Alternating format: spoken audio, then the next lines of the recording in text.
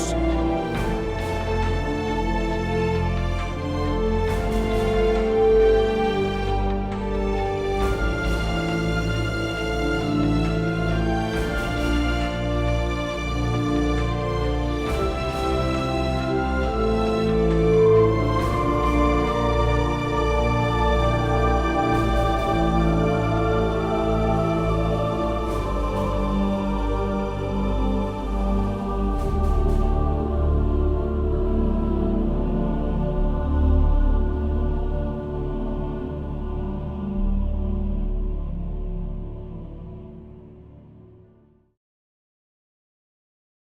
After the end of World War II, the world was split into two, East and West.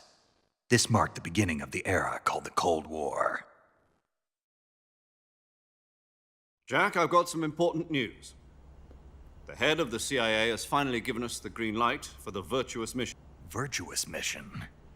Sounds like some kind of initiation ritual. Don't get cocky. This isn't a training op. Right. So what exactly is this wonderful mission? Well, about 2 years ago, a certain Soviet scientist requested asylum in the West through one of our moles. His name is Nikolai Stepanovich Sokolov. He's head of the OKB-754 Design Bureau, one of the Soviets' top-secret weapon research facilities, and the East's foremost expert on weapons development. Sokolov. On April the 12th, 1961, the Soviets achieved the first manned spaceflight in history. The Earth was blue, but there was no God. Well spoken. The rocket that carried Yuri Gagarin into orbit was the A1, known as the Vostok rocket.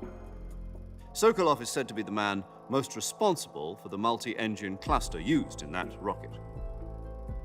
After Gagarin's flight, Sokolov left rocket development to become the head of the newly established Design Bureau. From a lowly technician to head of a design bureau, that's quite a success story, so why'd he want to defect? It seems he'd become afraid of his own creations. Afraid? Call it a crisis of conscience. And for that, he left his country and his family behind and went over the fence? Not exactly. One of his conditions was that his family was also to be taken safely to the West. We used a mole to get the family out first and succeeded in sneaking Sokolov over the Berlin Wall shortly afterwards. I was the one who conducted the operation. The security on the eastern side was still full of holes back then. Then what? We got Sokolov over in one piece, but the whole ordeal had left him exhausted, and we checked him into a hospital in West Berlin. It took him 2 weeks and more than 600 miles to get from the research facility in the Soviet Union to Berlin. He was in no condition to say anything coherent. And it was only a week later that we had something much bigger on our hands. The Cuban Missile Crisis. October the 16th, 1962, President Kennedy received word that the Soviets were in the process of deploying intermediate-range ballistic missiles in Cuba. The President demanded that the Soviets dismantle and remove the missiles. At the same time, he announced a naval blockade to prevent further missile shipments from reaching Cuba. But the Soviets didn't back down, instead placing their armed forces on secondary alert. Soviet transport ships carrying missiles continued on course towards Cuba. US and Soviet forces went on alert for an all-out nuclear war. Frantic negotiations were conducted through the UN's Emergency Security Council and unofficial channels to end the hair-trigger standoff. Finally, on October the 28th, the Soviet Union agreed to remove its missiles from Cuba, and so the world avoided a nuclear holocaust. But in order to get the Soviets to pull their missiles out, we had to make a deal. You mean the one where the US agreed to remove its IRBMs from Turkey? No. The Jupiter IRBMs deployed in Turkey were obsolete, and we were going to get rid of them anyway. They had no strategic value whatsoever to either the US or the Russians.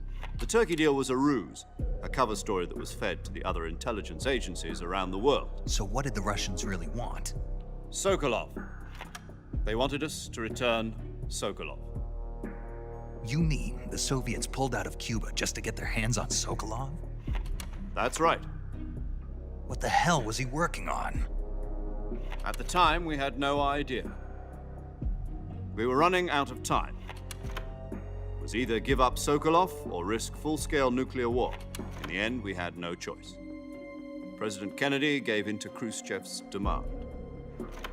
The next day, I got Sokolov out of the hospital, handing him over to agents on the eastern side. Sokolov kept on screaming, "Save me," until he disappeared from my sight. Then, a month ago, we received some new information from one of our moles. About Sokolov? Yes. He was taken back to the research facility and forced to continue working on the weapon in question under KGB supervision. What's more, it's on the verge of completion. So what kind of weapon is it? Something to do with space rockets? No, missiles. Same technology. I guess you're right. We don't know the details, but it appears to be a new kind of nuclear device. For half a year now, the Soviets have been conducting frequent nuclear tests at Semipalatinsk. Something to do with the weapon, I assume. We're talking about a secret weapon so big that Khrushchev was ready to pull out of Cuba to get it back. Is Sokolov still in the facility? No, according to our intelligence, he's in Selinoyarsk, a place in the mountains about 3 miles to the west that's known as the Virgin Cliffs. The Virgin Cliffs. Nice name for a virtuous mission. They moved him there just recently. Why? Apparently, they're conducting a field test of the weapon, but it's our best chance to get him back. This mission would never have been possible if he was still in the research facility. This is our last chance. Sokolov must have known that too when he contacted us.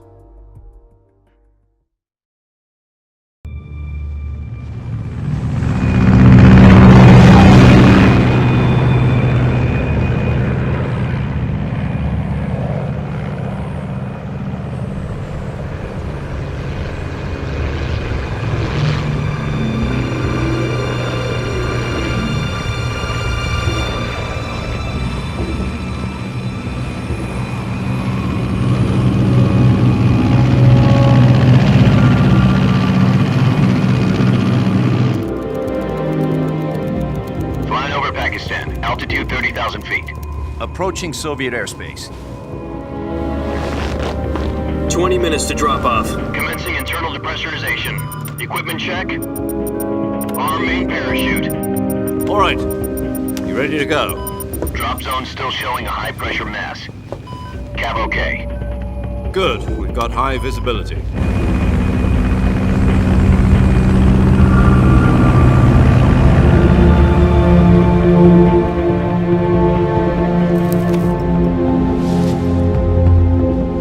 Put out that cigar. Connecting oxygen hose to interior connector. Put on your mask.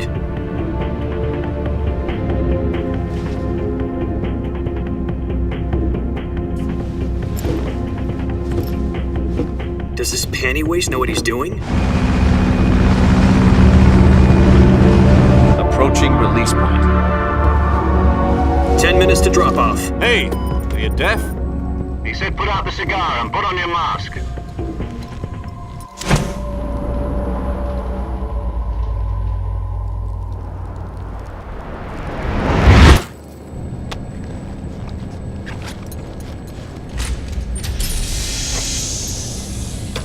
Depressurization complete.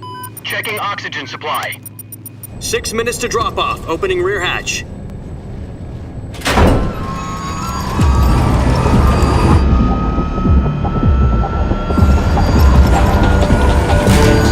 Sunrise.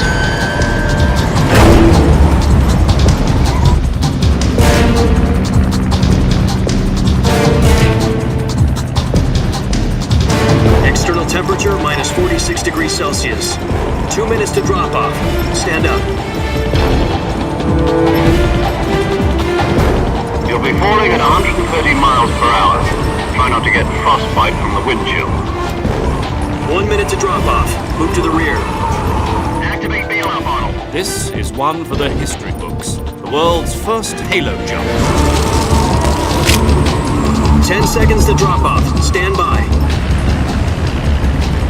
Status okay. All green. Prepare for drop-off. Countdown. 5, 4, 3, 2, 1. Spread your wings And fly. God be with you.